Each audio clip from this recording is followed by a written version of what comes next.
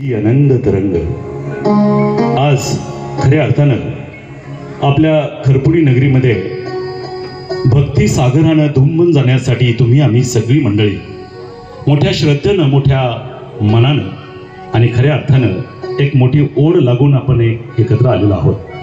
ते म्हणजे समस्त भोगाडे परिवार आणि समस्त ग्रामस्थ खरपुडी। अर्थातच